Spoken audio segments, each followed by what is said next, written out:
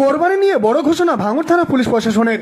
প্রতি বছরের ন্যায় যেভাবে ঈদ উৎসব পালন করা হয়, এবছরেও একইভাবে ঈদ উৎসব পালন করা হবে এবং কোরবানিও করা যাবে। তবে কিছু নিয়ম শৃঙ্খলার পরিবর্তন হয়েছে।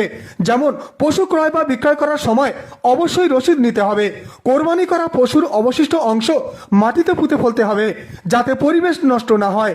রাস্তার পাশে অথবা খোলা জায়গায় কোরবানি না করে একটু আড়াল করে করতে হবে। কোরবানি করা পশুর গরু অথবা মহিষের 14 বছর বয়সের শংসাপত্র বা ছাড়পত্র বিডিও অফিস বা পঞ্চায়েত অফিস থেকে নিতে হবে। আর হচ্ছে আপনাদের মাধ্যমে এটা আবেদন, আপনারা কিন্তু সর্বস্তরের লোকদের কাছে, সর্বস্তরের মানুষের কাছে এই মেসেজটা একটু পৌঁছে দিন যে আমাদের দেশে সবার ভালোর জন্য যে আইন কানুনগুলো করা হয়েছে, সেই আইন কানুনগুলোর দিকে একটু ধ্যান রাখতে হবে, একটু মাথায় রাখতে হবে। যেটা বলছিলাম, স্বাস্থ্য সচেতনতার কথা, যত্রতত্র যেখানে যদি আমাদের যদি এটাকে পশু যে কোরবানি যেগুলো দেওয়া হয়, তার পরবর্তীকালে আগামী দিনে হয়তো যে 10 দিন বা 15 দিন বাদে বর্ষার দিন আসতে পারে, সেই সময় বর্ষার দিনে এগুলো বেশে বিভিন্ন জায়গা নোংরা হতে পারে। তাহলে সেই ক্ষেত্রে কিন্তু আমাদের নির্ধারিত প্রিকশনসগুলো কিন্তু নিতে হবে, যাতে যত এগুলো ছড়িয়ে গিয়ে কিন্তু আমাদের স্বাস্থ্যের পক্ষে এগুলো হ্যাজার্ড সৃষ্টি করতে পারে। তাহলে সবাইকে বলবো একটা চেষ্টা করবো একটা নির্দিষ্ট জায়গায় যদি করা যায় তাহলে সেটা সব থেকে ভালো হয়।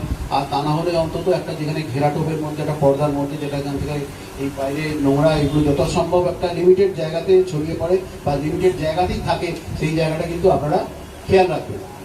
আমি নিজের পরিচয়টা দেই, দিয়ে আমি কথা বললে ভালো হবে।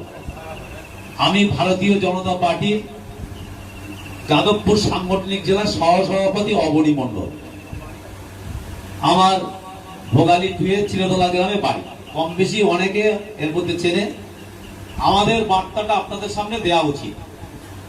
আমরা ভাঙড়ে যারা আছি তাদের কুরবানি, ঈদ, আমাদের দুর্গাপুজো যা আমরা এখানে করি, আজ পর্যন্ত খুব বেশি গন্ডগোল হয়েছে এমন নজির নেই। এখন আমাদের সরকার একটা চলছিল, নতুন সরকার আমাদের গঠন হয়েছে। নতুন সরকার গঠন হওয়ার পরে অনেকের মধ্যে একটা বিভ্রান্তি ছড়িয়ে দিচ্ছে।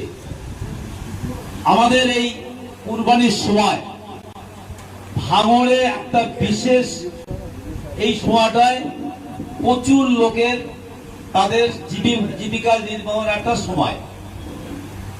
বিশেষ করে বাংলাহাটের সংলগ্ন থেকে এইখানে প্রচুর পরিমাণে গরু এখানে বিক্রি হয়, বাইরে থেকে কেনে, এবং প্রচুর খাটাল এখানে আছে, সেইগুলো কিন্তু এখান থেকে বিক্রি হয়ে বিভিন্ন জায়গায় যায়। এখন আইন আমাদের আছে, সে আইনটাকে মাথায় রেখে